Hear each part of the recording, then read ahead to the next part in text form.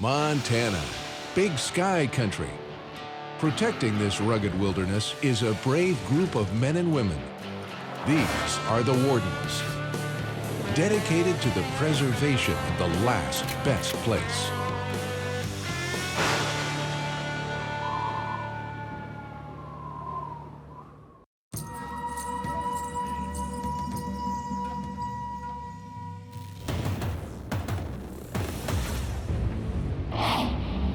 Region 3, near Dillon, Montana. Howdy. How are you guys tonight? Hey, pretty good. Wardens Kerry Wall and Rick Schmock work a roadside check station. Third weekend of the season, cold weather, lots of snow, tend to equal game harvest, and they opened up this east of Dillon hunting districts 322 through 327 to harvest of antlerless elk on a general elk license all season long. It's the first time in a lot of years they've done it. The new season is to help reduce the number of elk in these districts. It also means more hunters and the potential for more violations. Exactly why the Wardens set the check station. We've got an impromptu check station set up where hunters are required to stop, whether they've harvested game or not. As dark descends, Wardens watch a truck blow by the check station. Go ahead. Warden Kerry Wall gives chase.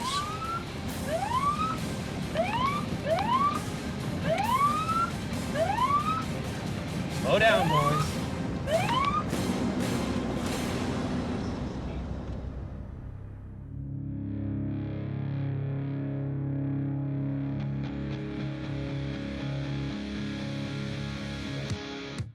Here we go, huh? 5 days to the end of the season. Drum's starting to beat. Near White Sulphur Springs, Warden John Lisofsky starts his morning shift. Everybody's looking for the game. Elk are starting to show back up. Been gone for a couple of weeks.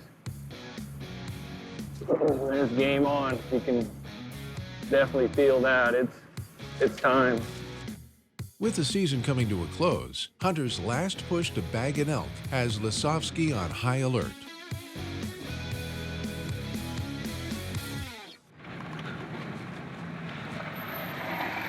Hey! God, you got a snowmobile too. You must be with this crew. I am. You guys are serious. We thought we were going to get snowed in there. When we went up, it was cold and snowing, and nothing but nice weather since. So. Yeah, no elk. Yeah, I got no. Oh, did you? Look, can I take a peek quick? For sure. Warden Lisofsky stops to check a hunter's elk, along with license and tag. Had a little issue with that. All right. He's deboned, so the meat's all in this here seed bag. Okay. Cool, Tim. Let me get my tape. John will measure these antlers, helping collect harvest data, including antler size, used by biologists to better manage the Castle Mountain elk herd. So what'd you do with the rest of your meat? That's all the meat. This is it? Warden Lisofsky spots a problem. Can't be just this. It's this here seed bag. Okay. So that's the whole deal. So you boned it out and got it back out? Okay, and then I'm gonna truss it somewhere there. Just because the reason I'm asking is your evidence of sex, you know, you have to stay naturally attached. You gotta have something there that shows what that is in that box.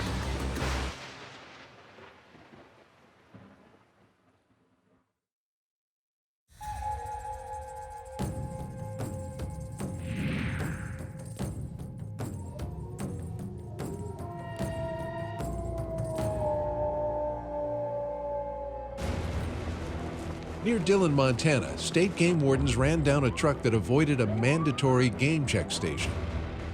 Upon inspection, they discovered evidence of blood from a deer in the back.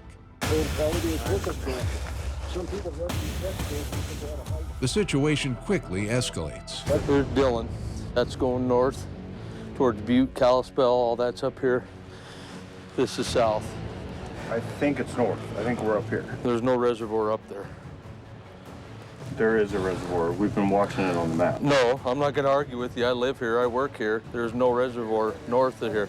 Because, I mean, if you can't tell me on the map where it's at, you're gonna have to tell me tomorrow, which means you're gonna have to take me back to the location where you killed it. Okay.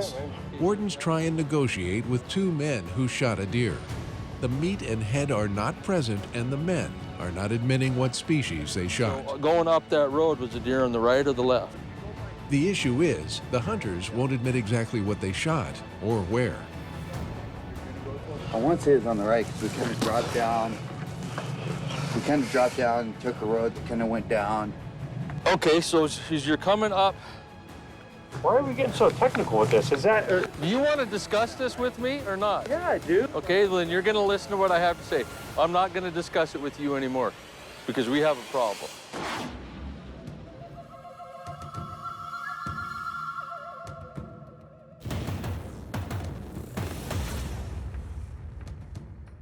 In another situation, if this wasn't that antler, I don't know if that antler came from it or if it's a spike or if it's, you know, what it is. And spikes, you can't shoot spikes up here. Warden Lisowski stops hunters with a suspicious elk. They have coolers of meat and a set of loose antlers. Montana law mandates the head or sex organs remain attached to the meat. This allows wardens to easily identify animals. Throw that in. If it's attached to the meat. You'd be happier with testicles than an antler, I'm taking. Yeah, anything, either way. I guess, you know, if somebody comes out with the head, we're in great shape, you know. John uses his discretion and lets the men go with a warning. They keep their elk and will pay no fines, but hopefully have learned from their contact with the warden. All right, well, good luck to you guys. Thank you. Yeah, we'll see you guys later. Take it easy. See you guys on the trail. On a deal like that, for me, I mean, if they're coming fresh out of a hunting area like that and they've got an antler, and I could be a hard, I could say, no, not naturally attached.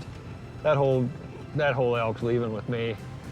That does me no good right here. At an interstate check station, they don't know, you know, what that is, if it's actually a cow, if it's actually a bull, what it is. But, you know, here when they're coming out of a camp, I can see what they've got. I try to give some leeway there and gave them a verbal warning, and I think that was enough.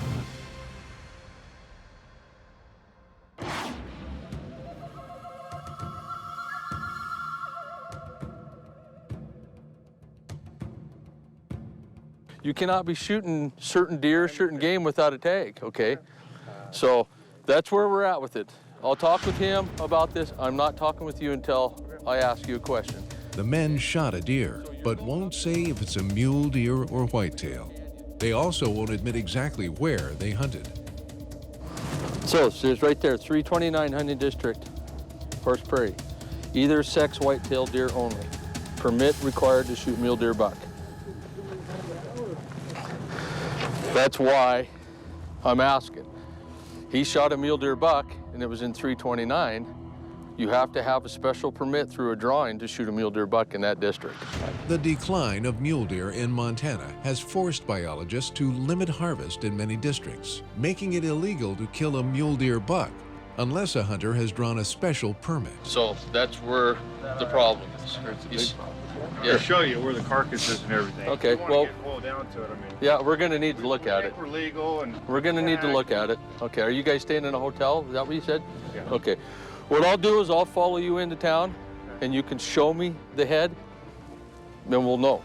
If the men shot a whitetail, it's a legal kill. If the animal turns out to be a mule deer, the men may face stiff penalties.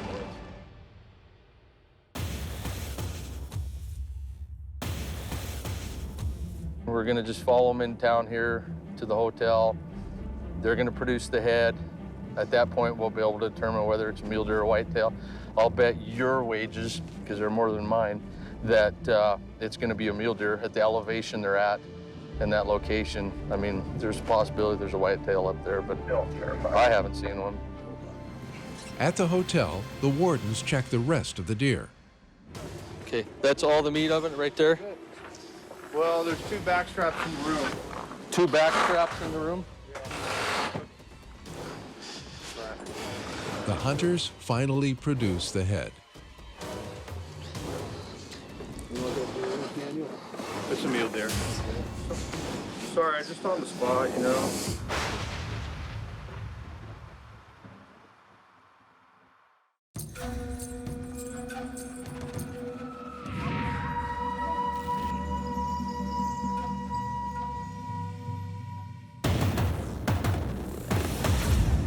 Dillon, Montana.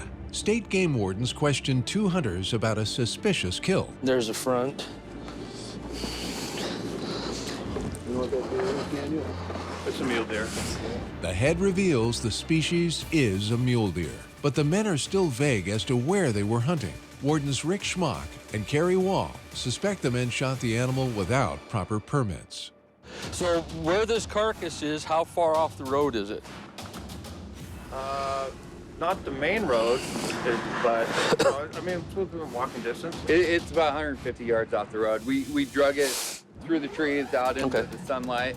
So what do you guys want from us? We still need to go up there. It wouldn't be fair to you if we didn't go up there and confirm where this was at. It would be really easy for us right now to take all the information we got and just deal with it and be done.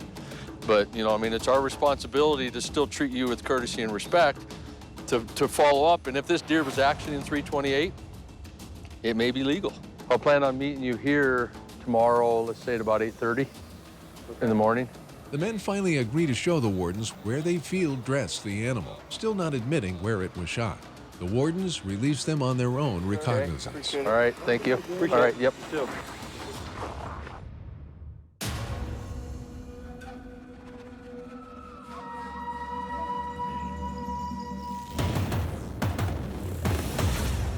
This morning, Warden Schmock and Wall follow the hunters into the mountains, hoping to dig up answers. Right now I got butterflies in my stomach, kind of anxious, nervous, you know, and I guess if I lose that, then I need to quit because it just, I don't know, keeps you kind of on your toes. Normally, wardens work these cases alone, leaving themselves vulnerable with no backup. Today, Rick is flanked by fellow warden Kerry Wall. If they went to the right up here and shot this mule deer buck, then we have a problem. Each hunting district can operate under different rules. The mule deer hunting is restricted to special permit only in the district on the right. It is open to any general license holder on the left. This road is the dividing line between hunting district 328 and 329. Hunting district on the left is 328. Hunting district 329 is on the right. 329 is permit only for mule deer bucks. 328, you can shoot a mule deer buck with your general license. Each case is unique, but Rick always considers the other side's perspective. You're dealing with people that have their own emotions. And, you know, how are these guys going to respond if and when we confirm that this deer is an illegal deer and he's going to get tickets for it? You know. The wardens follow the hunters to where they claim to have gutted the animal, not where they shot it. So, I'll grab the GPS and my camera. Yeah, let's just go take a look at the deer and Pulled it out here. Yes. Drug it. Looks like there's our drag mark around the truck and back here into the side. Handheld GPS units help hunters identify Montana's public hunting areas. They do the same for wardens. In this case, it would have made a significant difference had the hunters deployed one in the field. looks like there's been a few coyotes in here feeding on it too. Holy cow. But yeah, so basically he sat there and did his work and I glassed down there and it was done and jumped back in the truck and got the heck out of here. Get out of here. So from here, just speculating, you know, if you had to guess on the location maybe where this deer was shot, about how far from here? I mean, how far did you guys drive before you got here? See, Guessing. that's the hard part. Yeah. I mean, because we drove all morning.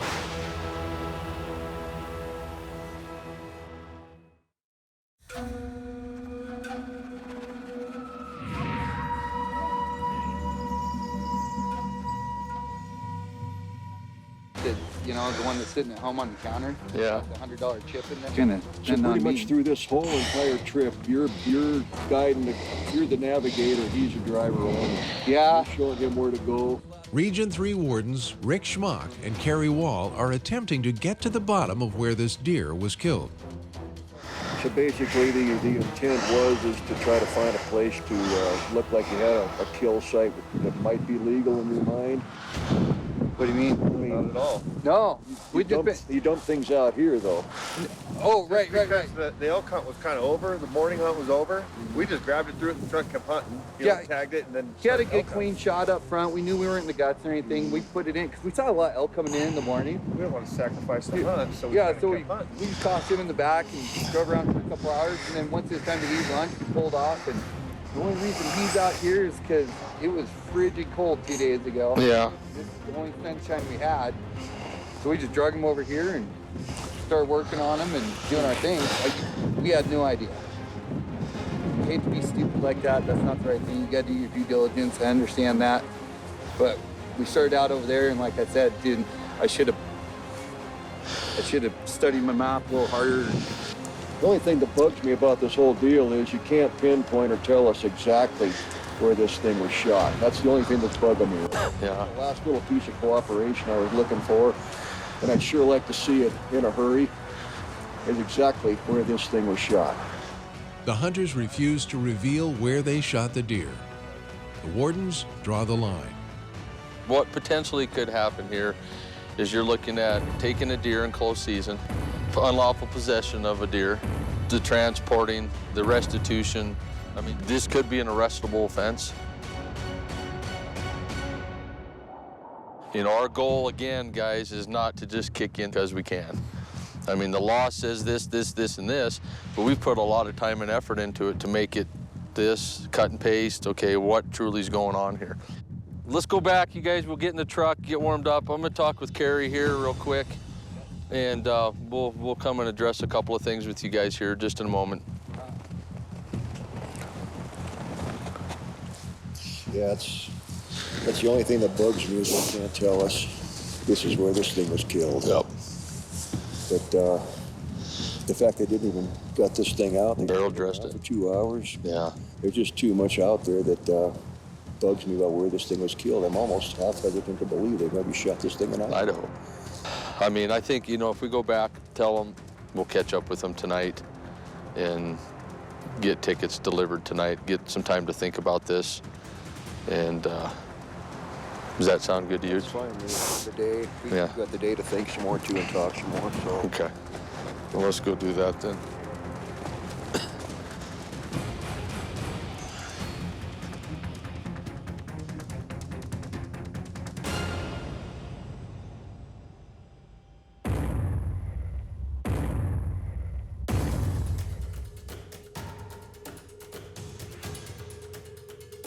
Well, we won't beat around the bush. I know you guys anxiously waiting, not waiting, wanted to just disappear. Gary and I have talked about this, I mean, quite a bit. And, you know, what it's come down to is we want to treat you guys fair. We've got to take into consideration where things were last night and how they've gotten to where we are today, and that progression in there. You know, it starts here and we can bring it down. You know, the only concern that we have, or somewhat unsettling, is when a hunter can't tell us where they killed the animal. You know, what a flat comes down to, and you guys have been, it was 329. Is it gonna make a difference? We're at 329, not necessarily. It's just the nature of how we do our job. Wardens split up the two men in order to deal with them separately, a tactic used to reduce the chance of tempers flaring when citations are handed out. The way we've handled this, that's your call. And I would encourage you to follow through. I mean, I'm not here to blow smoke, and No, I think you guys have been more than fair with us. you know, and nothing noted here on season, any more hunting licenses. I'm not complaining one Nope. bit. We you know, screwed up You did. from the beginning and Well, and all the way to the end, and it being in the wrong unit, and we want to take responsibility. I know you We're do. not. The wardens hand out citations for possessing an unlawfully taken game animal and hunting without a valid license.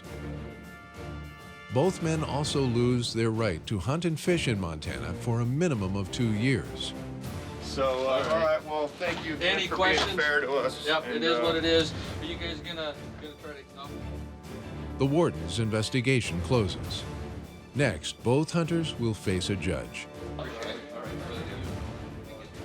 If there's any game warden out there that tells you that This isn't personal.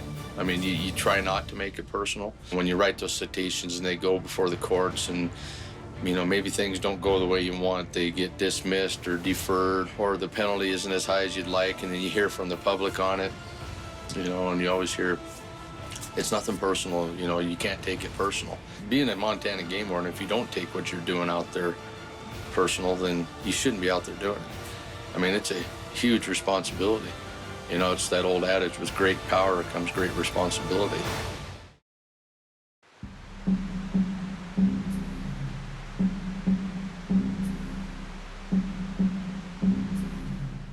Montana, big sky country. Protecting this rugged wilderness is a brave group of men and women. These are the Wardens, dedicated to the preservation of the last best place.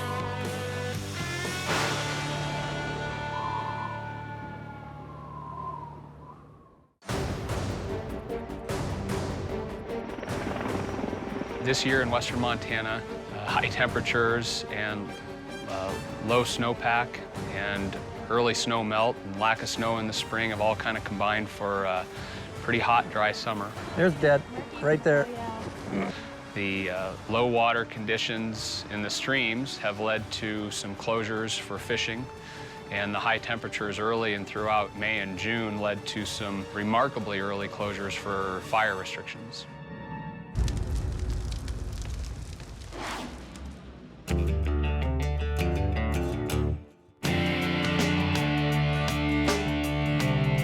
Every year, more than 10 million people get outside and take advantage of Montana's wild resources.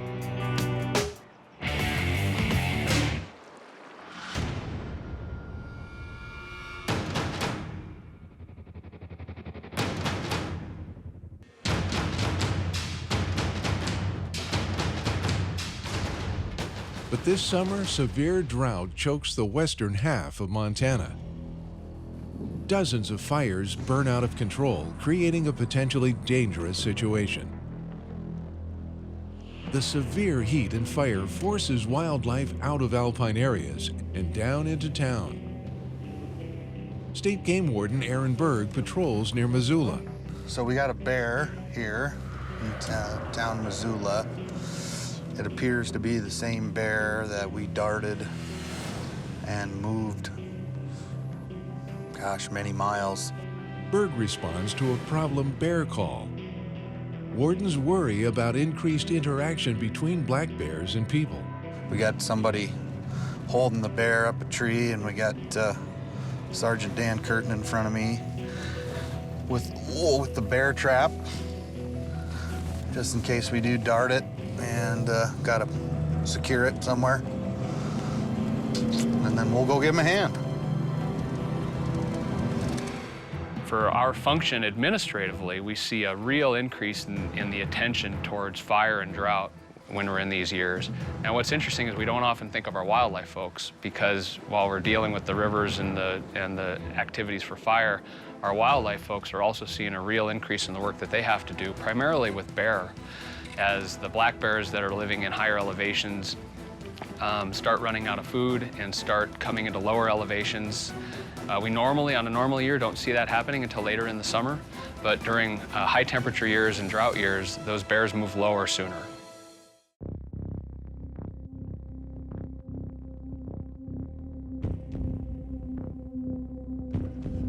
Wardens find a small crowd gathered near the scene. Berg immediately spots a sizable black bear 20 feet up a tree.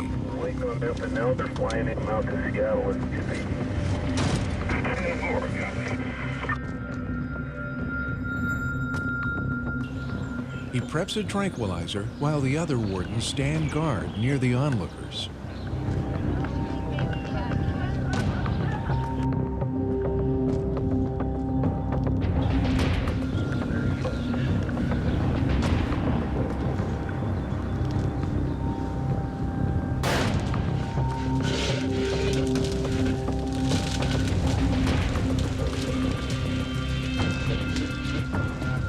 The dart hits the bear, but the animal unpredictably retreats up the tree. Yeah, yeah. Load that other dart up. Now, wardens have a real pickle on their hands. With plenty of people watching.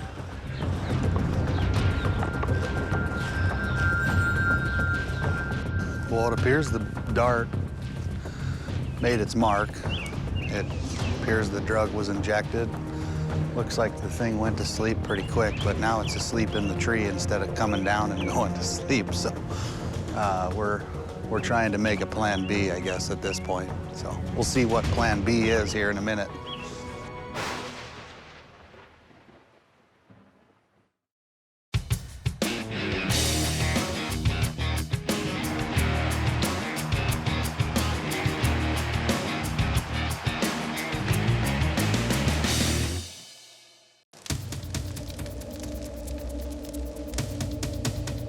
Summer drought and dozens of wildfires scar parts of western Montana. The heat threatens many of Montana's blue ribbon trout streams.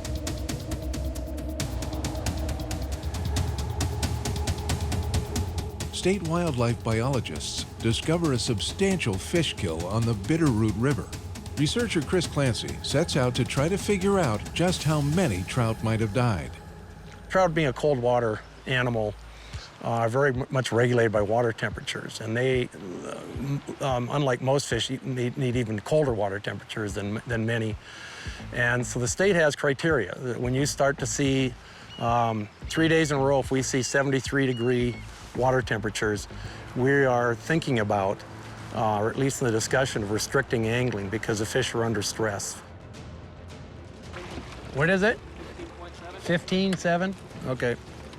So this is the East Fork and the West Fork coming together. And the East Fork is about 2.5 degrees centigrade warmer than the West Fork. Later in the day, it's even warmer than that. So this moderates some of the cooler temperatures. The East Fork moderates the cooler West Fork. And now we're on the main stem Bitterroot, and temperatures are going to be higher than the West Fork. And typically we find more mortalities, more dead fish in the main stem than we do in the West Fork, because the West Fork's colder. The unseasonable heat forces state officials to impose what's called hoot owl regulations. That means anglers cannot legally fish during the hottest part of the day. After 2 p.m., fishing is off limits. The upper Bitterroot is a little different. The upper Bitterroot never meets that 73-degree temperature criteria. However, there's a lot of cutthroat in the upper Bitterroot, and what we have found over the years is that we're seeing high numbers of, what we consider high numbers of dead cutthroat trout in the river, even though it's not meeting the criteria. The cutthroat is Montana's official state fish. These rare trout get their name from the distinct red patch under the jaw. Cutthroat trout tend to exist in more rugged sections of Montana streams and lakes. Declining habitat and competition from non-native species have endangered cutthroat populations throughout the West. Is it? Biologists also blame the hot weather. This is the 4th year we've done these floats. So we started in 2012. And what we've found looking at the data over the years is that as we start seeing water temperatures of around 67 or 68 degrees, we start to see more West Slope cutthroat in the river that have died. We're assuming they're from handling mortality. We don't know that for sure, but we have a strong suspicion that's the case.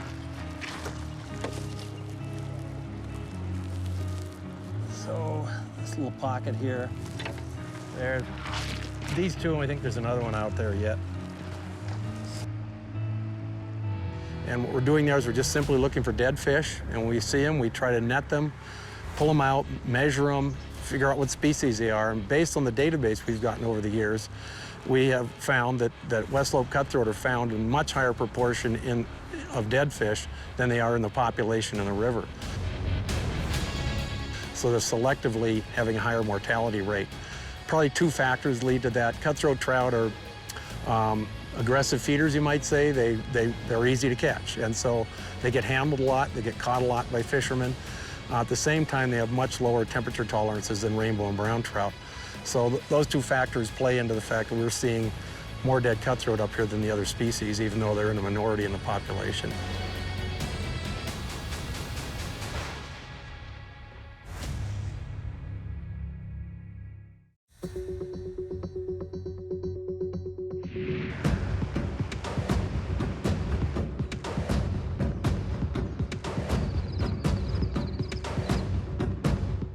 A severe summer drought covers western Montana. Low water conditions coupled with higher water temps force the state to shut down afternoon fishing, what's called hoot owl restrictions. No fishing after 2 p.m. We have our angling public and our outfitting constituency that are out there trying to make a living off of providing this recreational opportunity to anglers that are significantly impacted when you can't fish for half the day. And so as our anglers and our commercial folks are out there on the water not able to fish in the afternoons, that's really impactful.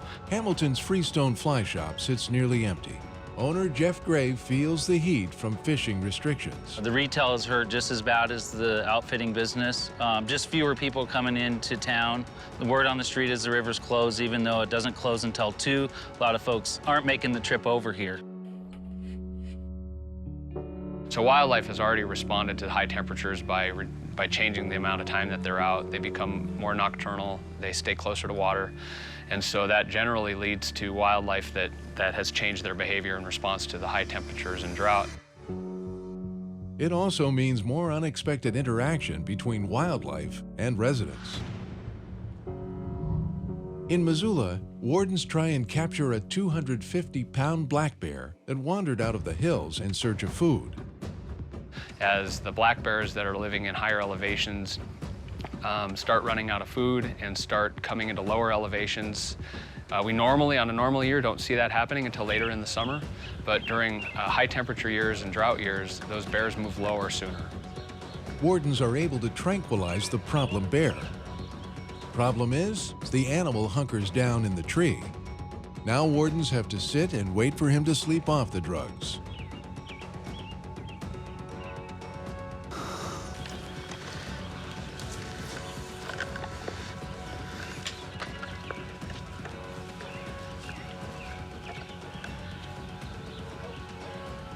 As they get lower, they interact with people more. So they're in the urban areas more and the outskirts of towns more. All of that means for our staff is that we're doing a lot more be bear aware type communication with folks in those subdivisions and urban areas around town. He's up now.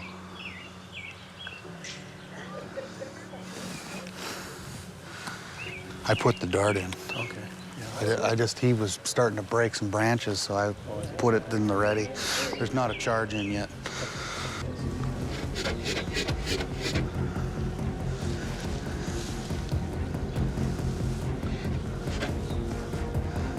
The bear stands its ground.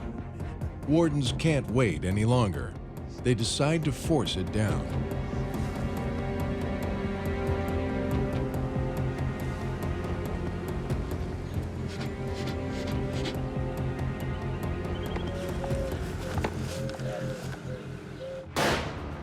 A single, non-lethal rubber bullet does the trick.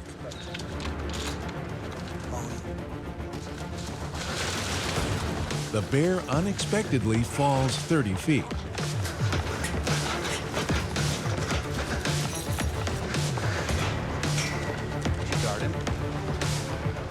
The wardens move fast to get the bear caged.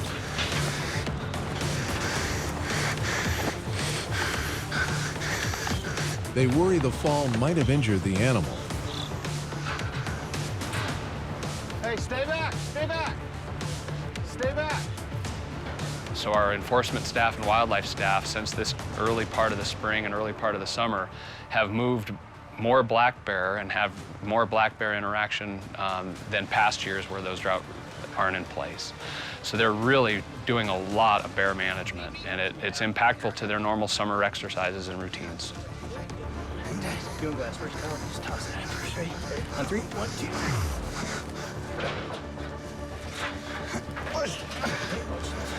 Take just a second.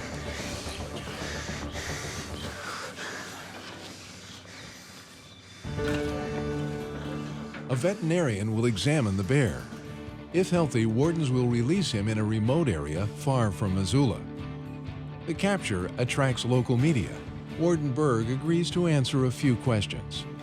Some people may wonder, does this constitute a problem bear in the sense that it appears to reappear in residential neighborhoods? Yeah, this would definitely constitute, I would say, what our policy calls a nuisance bear. It has had numerous calls on it. On its way back down up Lolo Creek where we dropped it, it was getting into trouble up there. A couple days ago, it was closer up, about halfway up Highway 12, and it made its way back here. Obviously, there's a food source or something that it liked here, but like I said, we tried to remove it. We got it finally out of the tree, and we're gonna go look the bear over. It did appear to have a little wound on it. I don't know if it hit a branch or what, but we're gonna go try and doctor it up and while it's sleeping and see what we can do for it.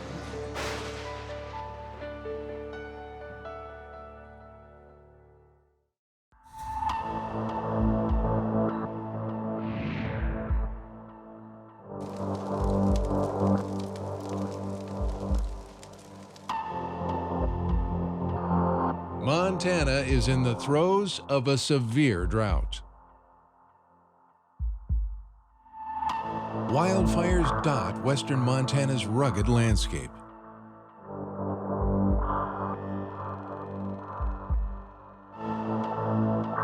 Even with 400,000 acres burning, anglers find their way onto local rivers.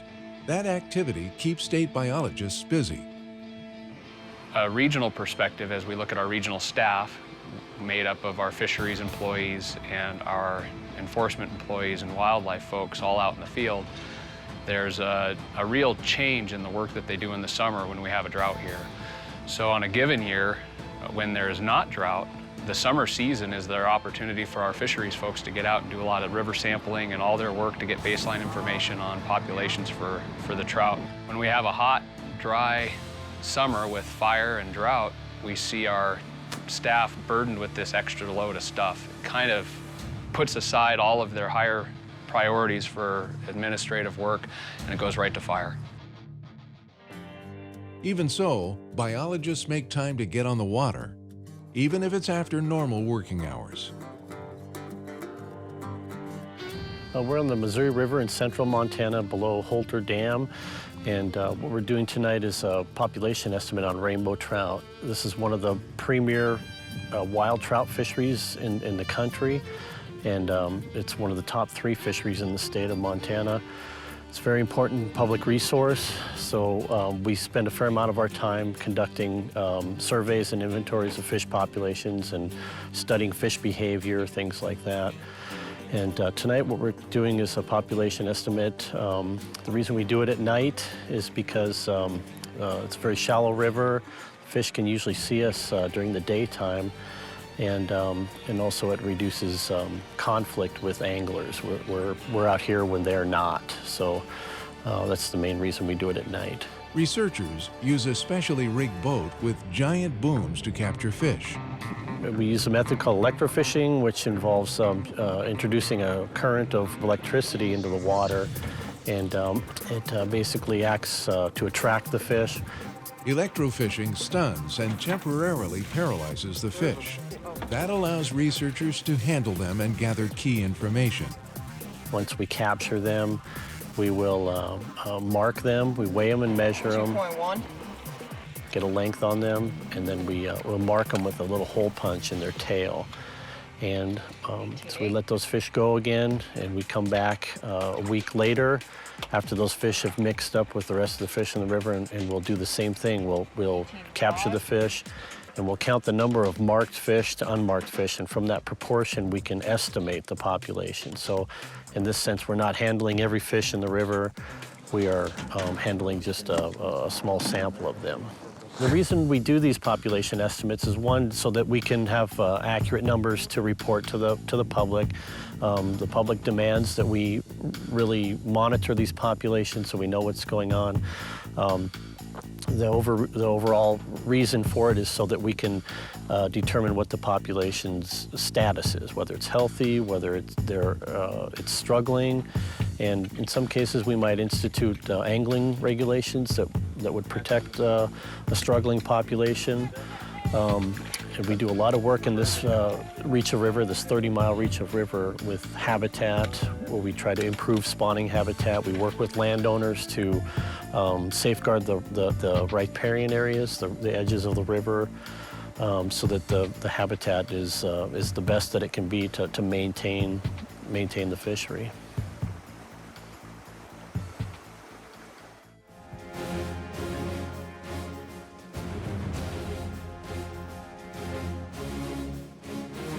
In 2015, Montana saw 2,150 wildfires along with record heat and some of the lowest river flows ever documented. The men and women of Montana Fish, Wildlife, and Parks work overtime to protect the state's most sensitive natural resources. It's a job that never ends. 212, we're getting a report of a female bear and her baby cub in the area of the Blue Mountain Wreck area near the Falls Course turnoff with several people in the area. Hey, we're just leaving the office. We're pretty close. If you want, I can go take a look at it real quick. 10-4, yeah, they're just out and about.